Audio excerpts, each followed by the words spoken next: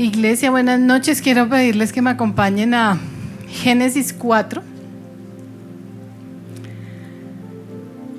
capítulo 1 al 9. Ahora bien, Adán tuvo relaciones sexuales con su esposa Eva y ella quedó embarazada. Cuando dio a luz a Caín, dijo: con la ayuda del Señor he tenido un varón. Tiempo después dio a luz al hermano de Caín y le puso por nombre Abel. Cuando crecieron, Abel se hizo pastor de ovejas, mientras que Caín se dedicó a cultivar la tierra.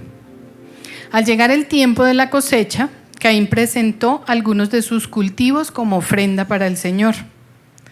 Abel también presentó una ofrenda, lo mejor de las primeras crías de los corderos de su rebaño. El Señor aceptó a Abel y a su ofrenda, pero no aceptó a Caín ni a su ofrenda. Esto hizo que Caín se enojara mucho y se veía decaído. ¿Por qué estás tan enojado?, preguntó el Señor a Caín. ¿Por qué te ves tan decaído? Serás aceptado si haces lo correcto. Pero si te niegas a hacer lo correcto, entonces ten cuidado. El pecado está a la puerta, al acecho y ansioso por controlarte, pero tú debes dominarlo y ser su amo. Cierto día Caín dijo a su hermano: salgamos al campo. Mientras estaban en el campo, Caín atacó a su hermano Abel y lo mató. Quiero que vayamos hoy al origen de la familia. Esta fue la primera familia que fue conformada a partir de la creación de Dios de sus dos hijos, Adán y Eva. Y hoy es importante y es relevante para nosotros como familias conocer cuál es ese diseño, eso que Dios hizo y que pensó desde el principio para la familia. El tema que vamos a tratar hoy vamos a hablar de tu familia, no de la de él, vamos a hablar de la familia de cada uno de nosotros. El tema de hoy se llama ¿y tu familia qué? Pero no coloque ese título, ponga ¿y mi familia qué? La familia de hoy sufre tentaciones, problemas, situaciones difíciles, pero no es nada diferente a la primera familia. Acabamos de leer en la palabra lo que significó y lo que pasó con esta primera familia. Y esto nos confirma que las situaciones que se vivían antes no están muy lejos de lo que estamos viviendo ahora. O sea que el enemigo ha atacado siempre de la misma manera a la familia. Tiene una intención para destruirla. Es el blanco perfecto para él. Por eso es que el trabajo que estamos haciendo este año con las familias de la iglesia, porque no es con las parejas, se llama ¿y tu familia qué? Nos hemos dado cuenta que para destruir una familia no solo se necesita separar al padre y a la madre, que se divorcien, que se acabe. Destruir una familia se hace atacando al hombre por separado, a la mujer y a los hijos. En lo que acabamos de leer, nos damos cuenta que la familia tiene esos tres componentes: papá, mamá e hijos. ¿A quién le ofrecieron la manzana? ¿A quién tentaron? ¿A Adán y a Eva juntos? Tentaron a Eva sola. Eso es lo que el enemigo usa para destruir a las familias. La situación de esta familia fue muy trágica. Y en esa misma familia, dice la palabra, estaban tres hijos: Caín, Abel, y cuando Caín mató a Abel, el Señor les dio otro hijo que se llamó Set. Dentro de esos tres hijos había unas diferencias en temperamentos. Habían dos que eran justos y agradables delante de Dios, porque como leíamos, ofrecían al Señor de todo corazón lo mejor de ellos. Pero Caín se dejó dominar por el pecado. Y yo me pregunto y me imagino cuál sería el escándalo de los vecinos en ese entonces. Mató al hermano, ¿no se imaginan? El Caín mató a Abel. Me imagino el chisme diciendo: uy, es que ese tipo sí era terrible. ¿Será que se parecía a la mamá, se parecía al papá? ¿Será que los papás tuvieron la culpa en eso? ¿No lo criaron bien? ¿Qué hicieron? ¿Será que lo consintieron mucho? ¿Por qué Caín tenía ese temperamento? Eso no lo dice la palabra. Pero lo que sí podemos ver y entender, tenemos que entender hoy, es que la familia tiene funciones mínimas dos: padres e hijos. Y todas las funciones, esas funciones se deben desarrollar, se deben llevar a cabo, se deben ejecutar de la manera correcta, como Dios espera que lo hagamos. Porque cuando Dios inició la creación, cuando Él empezó la creación, Él nos pensó por familias. Génesis también dice que nos multipliquemos. ¿Y cómo nos multiplicamos? Por familias. Necesariamente tenemos que multiplicarnos por familias. Y la palabra habla de varias familias, entre ellas podemos hablar de una muy cercana a nosotros, que es la familia de Noé. Cuando Dios le dijo: sube al arca, tú, tu esposa, tus hijos, las esposas de tus hijos. Él no le dijo a Noé: súbase solo con su esposa. Él pensó en la familia. Génesis 26 del 2 al 6 nos habla de otra familia y dice: el Señor se le apareció a Isaac y le dijo: no desciendas a Egipto, sino haz lo que yo te digo. Vive aquí como extranjero en esta tierra y yo estaré contigo y te bendeciré. Yo con estas palabras confirmo que te daré todas estas tierras a ti y a tu descendencia, tal como le prometí solemnemente a Abraham tu padre. Haré que tus descendientes sean numerosos como las estrellas de los cielos, y les daré todas estas tierras. Y mediante tu descendencia, todas las naciones de la tierra serán bendecidas. Yo haré esto, le dice el Señor a Abraham. Yo haré esto, porque Abraham me escuchó. O sea, el papá de Isaac.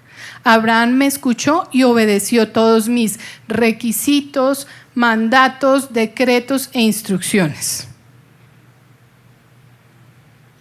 El Señor habla de que Él se fija en nuestra ascendencia, como se fijó en Abraham, el papá de Isaac, pero también tiene planes con nuestra descendencia.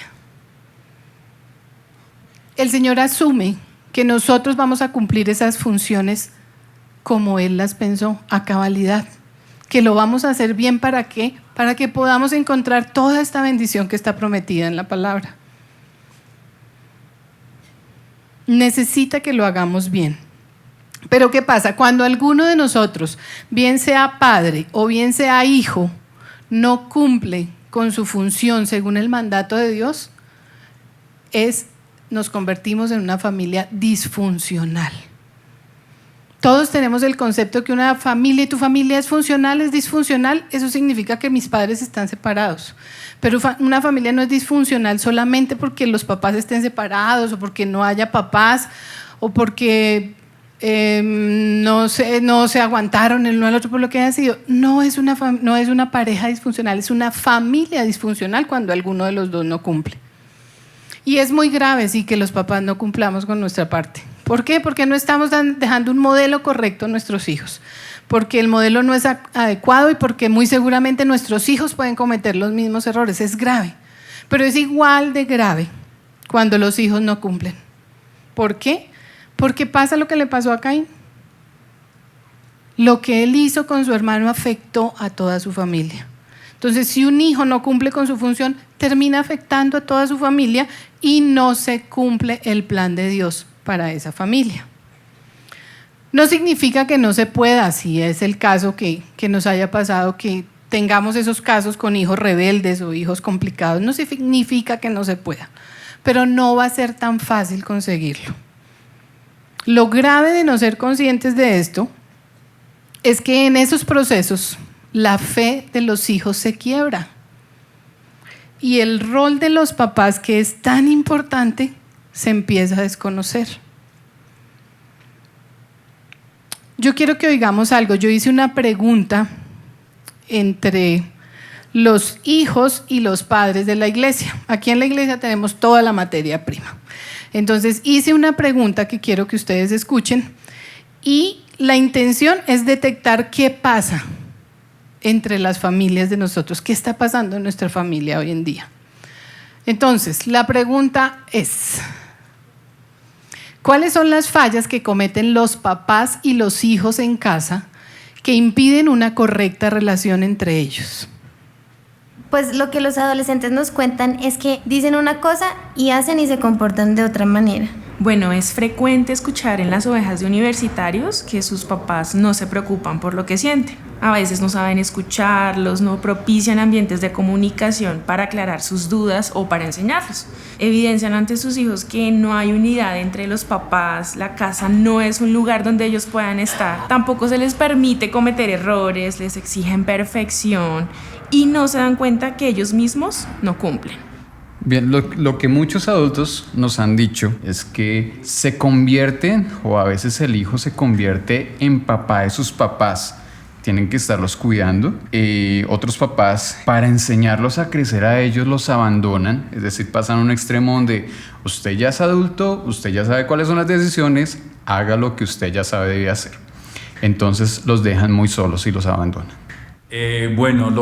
Nosotros como red de parejas hemos podido evidenciar cosas de los adolescentes, de los jóvenes, que exageran los errores de los papás y son muy inflexibles en eso. Los papás se han sentido juzgados, nos han llegado papás que se sienten criticados, que de alguna manera se han sentido burlados por la manera como piensan y cómo actúan. Los hijos los ven como menos, entonces se burlan de ellos. No se pueden equivocar, son inflexibles, entonces no hay lugar a la equivocación y los encasillan que ya son antiguos, que son exagerados, que no entienden a los jóvenes, entonces están como encasillándolos en eso. ¿Creen ustedes que la estamos logrando? No la estamos logrando. La relación entre padres e hijos, como nos cuentan ambos, no, estamos culpándonos casi que de las mismas cosas. Estamos diciendo somos inflexibles, somos duros, no nos perdonan nuestros errores, es que no me entienden, es que no me escuchan. Nos criticamos y somos inflexibles unos a otros. Y lo que produce eso es que una relación entre padre e hijo se rompa. ¿Y qué puedo hacer yo? Se preguntará usted. Desde su papel de padre o desde su papel de hijo puede hacer mucho por su familia. Estamos en una generación donde vemos el abandono muy fácil, muy del día a día. Y yo me pregunto, ¿dónde se han metido? ¿Qué ha sucedido con la paternidad? La paternidad no habla de nosotros los papás, la paternidad habla del destino de nuestros hijos. ¿Dónde están los papás? ¿Por qué abandonan? ¿Por qué no están? ¿O por qué, lo que es peor, por qué están pero parece que no estuvieran? No me refiero a solo hombres, estamos hablando de hombres y mujeres. Las mujeres hoy en día abandonan y les importa 5. Antier recibimos una llamada a las 6 de la mañana donde nos decían unos pastores amigos, necesitamos ayudas, por favor. Hay un hombre que está desesperado. Su esposa lo acaba de dejar con 2 hijos pequeños. Se fue y lo abandonó. Y eso, si me preguntan, es mi insatisfacción santa. Eso me arde en mi alma, en mi corazón. Dios sabe que hay veces quiero ahorcar. Porque mire, tener un hijo, todos en el mundo tendríamos que ser conscientes que tener un hijo es algo serio. Tener un hijo no es lo mismo que querer tener un hijo, es diferente querer a tener. Cuando uno tiene un hijo tiene que estar dispuesto a invertir su vida en él. Un hijo es una extensión de la vida suya en otra persona. Si usted no está dispuesto a invertir su vida en un hijo, no lo tenga, muchachos, piénsenlo. Si no está dispuesto a hacerlo, no lo tenga. Un hijo, como dice Malaquías 2:15, es la manera como Dios se asegura una descendencia. ¿No te hizo uno el Señor con tu esposa? En cuerpo y espíritu ustedes son de Él. ¿Y qué es lo que Él quiere? De esa unión quiere hijos que vivan para Dios. Por eso, papá, mamá, Guarda tu corazón y permanece fiel a la esposa de tu juventud.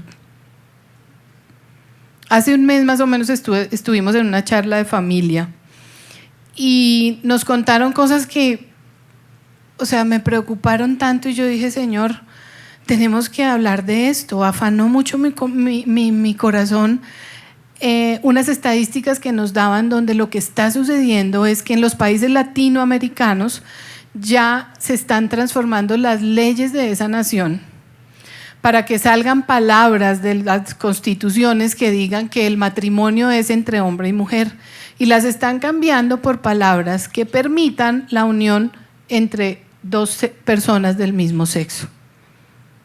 Y la temperatura está subiendo cada vez más y nosotros estamos quietos en nuestra familia y no nos podemos conformar a que eso pase con nuestras casas y con nuestros hijos. ¿Qué les espera a nuestras generaciones? Así hayamos cometido un error, así seamos papás solteros, mamás solteras, separados, viudos, nuestros hijos son pensados para que les sirvan a Dios. Nuestros hijos, como dice la palabra, lo que Dios quiere es que nuestros hijos vivan para Él.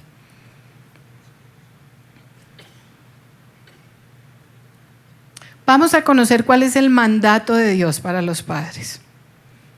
El Señor le pidió a Moisés que se comprometiera con Él a cumplir lo siguiente. Dios le dijo, como tus hijos no vieron todo lo que yo hice por ti y por mi pueblo, comprométete conmigo a enseñar lo siguiente. Deuteronomio 11, del 18 al 21 dice, por lo tanto, comprométete de todo corazón a cumplir estas palabras que te doy. Átalas a tus manos y llévalas sobre la frente para recordarlas. Enséñalas a tus hijos, habla de ellas en tus conversaciones, cuando estés en tu casa y cuando vayas por el camino, cuando te acuestes y cuando te levantes.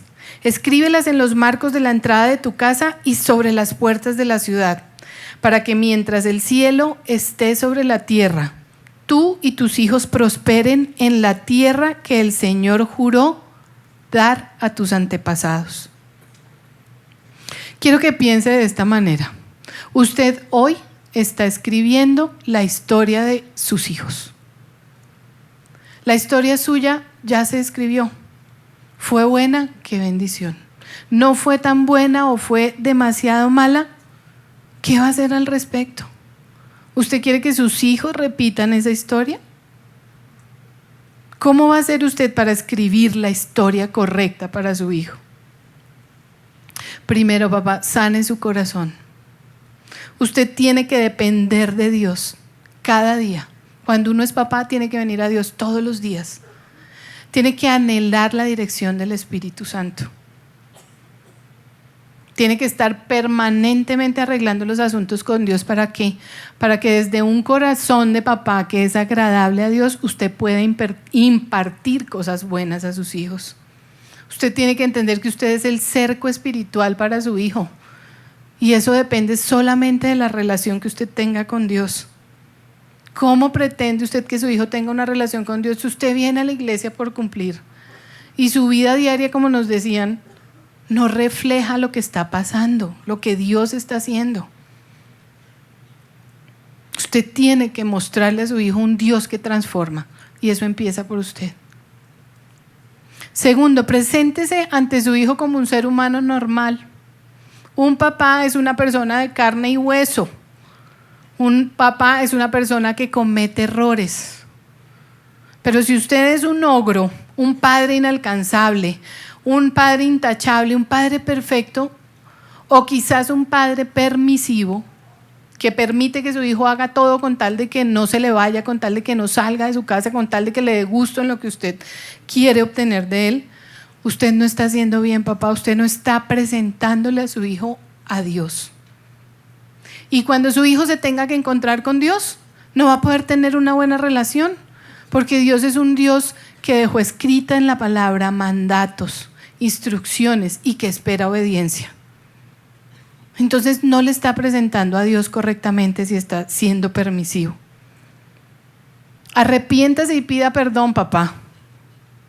Usted puede pedir perdón a su hijo porque usted se puede equivocar, pero ofrézcale la alternativa correcta. Su hijo tiene que ver que usted se arrepintió de corazón y que usted cambió la actitud frente a esa falta. Y aquí les tengo que decir a los hijos, hijos, si su papá pide perdón, su obligación es perdonarlo con el perdón de Dios, no con su perdón insuficiente porque no le va a alcanzar. El perdón de Dios, como dice la palabra, es un perdón que Dios nos da y que dice que nunca más se volverá a acordar de nuestros pecados. Ese es el perdón. Crezcamos, papás. Tenemos que aprender a involucrarnos con nuestros hijos en las diferentes etapas y en las diferentes edades. Tenemos que crecer al ritmo de ellos. No nos podemos quedar manejando bebés toda la vida. Yo pasé un oso con mis hijas cuando empezaron a volverse grandes y me empezaron a decir, mamá, ya tengo 18, ya puedo coger un Transmilenio. Mamá, es que me llamas si estoy en clase en la universidad. Mamá, qué oso, me estás avergonzando, me ahogas, me asfixias. Ay, yo dije, qué oso. Y como por 2 semanas no las volví a escribir a la universidad. Mentiras, no, lo logré, lo he ido trabajando, he tenido que crecer con ellas. Leí en un libro que decía, hay momentos para acurrucarse con los hijos y hay momentos para empinarse. Pero yo tengo mi propia versión. Yo creo que los hijos nos necesitan toda la vida. Que una vez que usted es papá, no deja de ser papá nunca. Y hay etapas en la vida donde yo tengo que acompañarlos de manera diferente, pero tengo que estar en todas. La primera es estar abajo de ellos. Esto es cuando son bebés, cuando los tenemos que alzar, cuando los tenemos que enseñar a caminar, cuando los tenemos que llevar a que vayan descubriendo el mundo. Tenemos que estar abajo. La siguiente edad es la etapa de los teens y los adolescentes, donde debemos estar encima. Encima, ¿por qué? Porque usted en ese momento, papá, es el superhéroe de su hijo. Es el momento para que usted sea un referente bueno para su hijo. Es el momento donde usted puede dar instrucciones, donde usted puede dirigir. Él necesita que usted a esta edad le hable claro y le diga para dónde vamos. Le aseguro que ese niño, si ve a un papá que le da seguridad, él va a seguir sus pasos. ¿Y sabe qué? Si usted hace eso en esta etapa, eso le va a permitir corregir después. Porque usted no puede corregir algo que usted no ha enseñado. La siguiente es estar al lado, que es en la que yo estoy. Edad de universitarias, edad de novios, y es una edad donde tenemos que estar al lado. Y yo le pregunté a mis hijas, ¿qué es lo que yo tuve que aprender en esta etapa de sus vidas? Y ellas me dijeron, tuviste que aprender, primero, que ya somos adultas, que no debes imponernos todo lo que tú consideras que debe ser, que debes escucharnos, que debemos sentarnos a que tú nos escuches y nosotras a escucharte. Y tuviste que aprender que nosotras teníamos que tomar nuestras decisiones. Puede que esas decisiones no le gusten, puede que usted sepa que con esa decisión se va a estrellar y se va a raspar la rodilla, puede pasar, pero es el momento para que usted esté al lado. Sin embargo, en esta etapa, a pesar de tener que estar al lado, hay momentos en que debo dar un paso adelante y estar un poquito adelante. Y no sé si es una mirada o un tonito de voz que les quedó grabado desde chiquitas, pero hay cosas que no negociamos, aún en esta etapa, donde las escuchamos, donde las amamos, donde tratamos de conciliar, hay cosas que no se negocian con los hijos. Y eso debe ser claro para usted y para ellas, o para ellos. Yo hablo porque tengo solo mujeres. Y la otra etapa la defino yo como un dejarse llevar. Es la última. Sea un abuelo querido, sea un abuelo sabio, que sus hijos, sus yernos o nueras, porque me toca hablar de hombres, sus yernos o nueras los quieran invitar a su casa.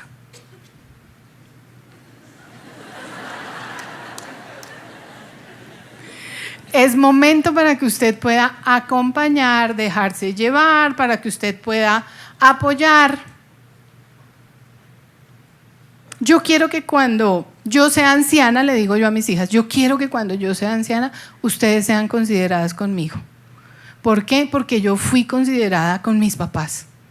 Porque yo honré a mis papás. Y hoy puedo ver la bendición. La veo en ellas mismas. ¿Y a quién le corresponde, papás, enseñarles a sus hijos? A nosotros. Nadie se lo va a enseñar. Por último, en el tema de los padres, quiero mujeres, mamás. Hoy en día hay un extraño sistema de valores que dice que es más importante un cartón que un hijo. Y mamá, le quiero decir, ser madre no es poca cosa. Obviamente hay cosas de la maternidad que no son tan ricas como estar en la universidad, pero las cosas se tienen que hacer a su tiempo. Si usted está estudiando, es estudiando, pero si usted ya tiene un hijo, preocúpese por presentarle ese hijo a Dios bien criado, porque eso es lo que Dios espera de nosotros. Una buena paternidad se hereda a las siguientes generaciones, pero una mala también.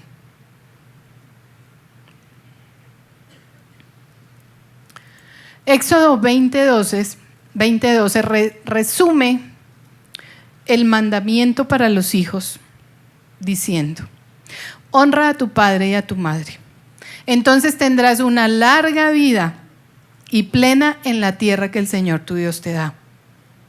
Honra a tu padre y a tu madre para que te vaya bien y seas de larga vida sobre la tierra, dice otra versión.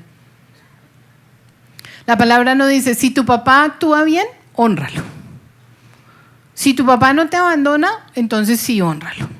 Si tu papá no está, bueno, entonces si hace esto, hónralo. No, la palabra dice como un mandato, honra a tu padre y a tu madre, punto. Y hay una promesa detrás, para que te vaya bien y seas, ¿qué? De larga vida sobre la tierra. Yo me lo aprendí de memoria, me encantó ese mandamiento siempre. Honra a tu padre y a tu madre. Hay un momento en la vida en la que los papás pueden tomar decisiones por ustedes y ojalá sean siempre las mejores. Pero quiero que nos vayamos al peor de los panoramas. Fue el papá más, iba a decir una palabra que solo se le oye bien al pastor, pero no me atrevo, desventurado de los papás. No hubo papá, no existió. No te corresponde juzgar, hijo. Aún así, no te corresponde honrar. Estés en la posición que estés, seas el gerente de la multinacional, sea el presidente de la república, al presidente le corresponde honrar a sus papás. Sea el super mega líder de aquí de la iglesia, te corresponde honrar a tus papás. Es un mandamiento que Dios espera que obedezcamos. Honrar, respetar. ¿Cómo se honra a los papás? Primero, acepte a sus papás. Dios va a juzgar y va a pedir cuentas a cada uno de nosotros por lo que nos fue asignado. Dios te dio esos papás que tú tienes hoy. Dios no se equivocó en eso. ¿No fue el mejor? No, no fue el mejor. Él esperaba que fuera el mejor, pero te corresponde honrarlo. Segundo, hijos, tus padres son tu autoridad. Nadie es mayor autoridad sobre tu vida que tu papá. Dios y tus papás son tu autoridad. No es tu líder, no es tu novio, no es la iglesia, es tu papá. Son tus padres. Tercero, no menospreciemos el poder de Dios cuando tenemos situaciones difíciles con nuestros padres. No menosprecie el poder de la oración. Un hijo muchas veces es el utilizado por Dios para que sus papás conozcan del Señor, sí. Nosotros tenemos un caso en la familia y es Jerito, de 4 años, él ya está más grande, pero cuando Jero tenía 4 años, los papás nos decían, mi cuñado nos decía, no entiendo por qué Jerónimo sabe que hoy es domingo. Se levanta y dice, vamos para la iglesia. Es lo primero que dice.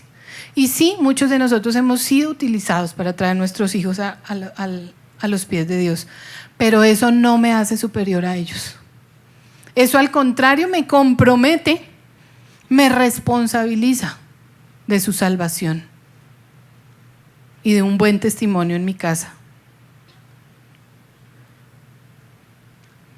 Cuarto, que sus papás, hijos, no se sientan deshonrados cuando ustedes los critican o los juzgan. Eso no es cómo honrar, sino cómo deshonrar. Criticar y juzgar a un papá. Y hay algo muy complicado, y es que ustedes no pueden echarle la culpa a sus papás de sus malas decisiones o de su pecado, como sucede muchas veces. La palabra de Dios dice que había un proverbio que decía la gente en Israel, y era: los padres comen uvas agrias, pero la boca de sus hijos se frunce por el sabor. Y el Señor en Ezequiel 18:3 dice: tan cierto como que yo vivo, que dejarán de citar ese proverbio en Israel, pues todos los seres humanos son míos para juzgar, los padres y los hijos por igual.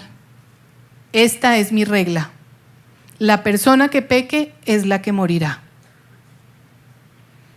Entonces, ¿pagará el hijo por el pecado de su padre? No. ¿Pagará el padre por el pecado de su hijo? No.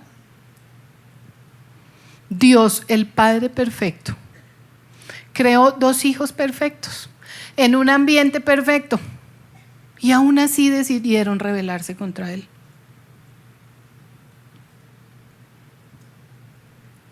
Si nosotros vemos el error de nuestros padres y lo cometemos, ya no es culpa de mis papás, es culpa de usted, hijo. Yo les digo a mis hijas: no cometan mis errores. ¿Quieren que les cuente cuál es mi error? No les voy a decir. Yo les pongo un ejemplo en mi caso, y es la justificación. Yo tendía a justificarme por todo. Y yo les decía a ellas: por favor, no cometan el mismo error. Porque ya no será culpa mía, sería culpa de ellas. Segunda de Corintios 5:10 dice: pues todos tendremos que estar delante de Cristo para ser juzgados. Cada uno de nosotros recibirá lo que merezca por lo bueno o lo malo que haya hecho mientras estaba en este cuerpo terrenal. Cada uno de nosotros, tanto padres como hijos, tendremos que estar al frente, respondiendo por lo que hicimos. ¿Cumplimos bien la función? ¿Cumplimos el mandato de ser un buen hijo, de ser un buen padre? Eso lo vamos a tener que responder ante Dios. Padres e hijos, familias, juntos tenemos que actuar. Debemos ser intencionales en nuestra casa. No nos ocupemos de las cosas grandes, ocupémonos de las cosas pequeñas. Sea intencional en su casa. Ser intencional significa que eso que usted sueña, que se imagina como el estado ideal, usted lo hace una acción. Usted lo lleva, lo hace que suceda. Malaquías 4, del 5 al 6 dice: miren, el amor de Dios está aquí sobre todos nosotros hoy. Les envío al profeta Elías antes de que llegue el gran y terrible día del Señor. Sus predicaciones harán volver el corazón de los padres hacia sus hijos y el corazón de los hijos hacia sus padres. De lo contrario, vendré y haré caer una maldición sobre la tierra. Eso no significa que ahora toda pureza y todo candor y no hay problema en nuestra familia y todo perfecto. Eso significa que una familia sana debe pelear. En una familia sana deben haber diferencias. Cuando a nosotros nos dicen: no, perfecto, todo bien, decimos: cuidado, algo anda mal. Porque una familia sana pelea. Pero en esos momentos es cuando el corazón de los padres se vuelve hacia los hijos y los hijos hacia los padres. La salud de una familia se mide por la comunicación. Y quizás se comuniquen y quizás hablan, pero ¿hablamos de cosas realmente importantes? La meta es aprender a entrar en el mundo de los significados de mis hijos, de mi esposo, de mis papás. Porque en una familia cada miembro necesita que se le conozca, que se le ame y que se le respete. Y mucho de lo que dicen los hijos es que no me tienen en cuenta, es que no me entienden. Los papás es que no me escuchan, es que me encasillaron y me dejaron a un lado. Cada miembro necesita respeto y amor. Ese cuento de que paso tiempo de calidad con mis hijos porque no tengo más tiempo, yo no lo creo. Solo entregarle cantidad de tiempo a sus hijos les va a dar un tiempo, descubrir ese tiempo de calidad. Cuando usted pasa tiempo con ellos o con sus papás, cuando usted se interesa por ellos, eso le va a dar unos momentos de calidad que usted no va a poder borrar en su vida. Hijos, los padres necesitamos respeto, pero padres, los hijos necesitamos amor. Ezequiel 18 del 30 al 32 dice: por lo tanto, pueblo de Israel, juzgaré a cada uno de ustedes según sus acciones, dice el Señor soberano. Arrepiéntete y apártate de tus pecados. No permitas que tus pecados te destruyan. Deja atrás tu rebelión y procura encontrar un corazón nuevo y un espíritu nuevo. ¿Por qué habrías de morir, oh pueblo de Israel?, dice el Señor. Yo no quiero que mueras, dice el Señor soberano. Cambia de rumbo y vive. Y yo quiero pedirle que usted se ponga de pie hoy.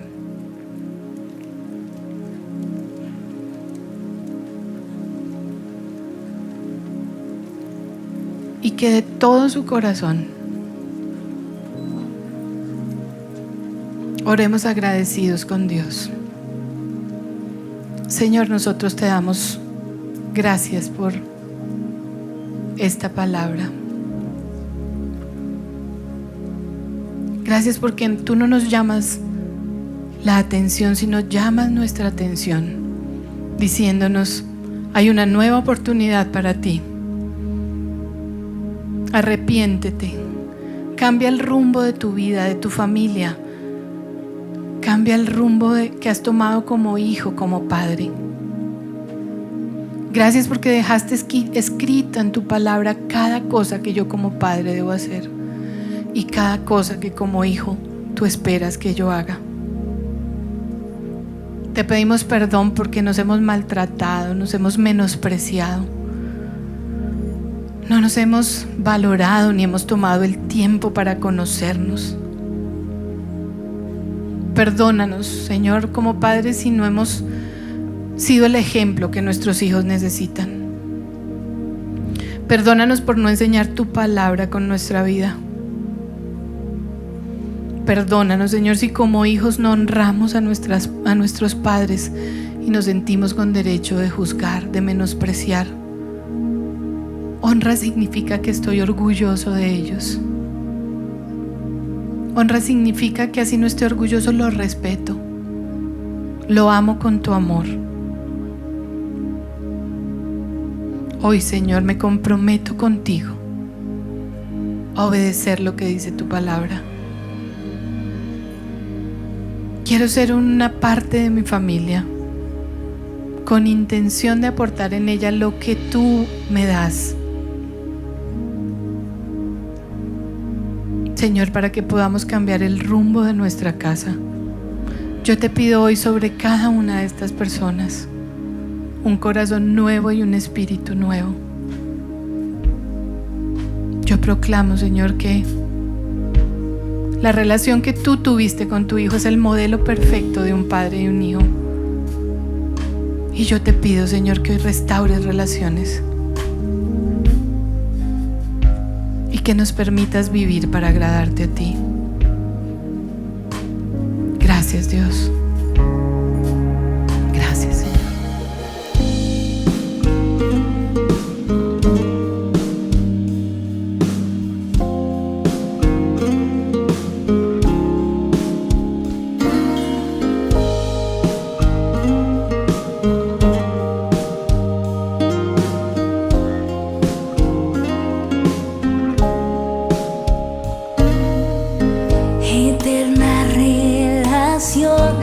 que se interrumpió para crear un puente entre tú y yo. El cielo enmudeció, el Padre cayó, y hoy estás atento a mi clamor. Eterna relación que se interrumpió para crear un puente entre tú y yo. El cielo enmudeció, el Padre cayó, y hoy estás atento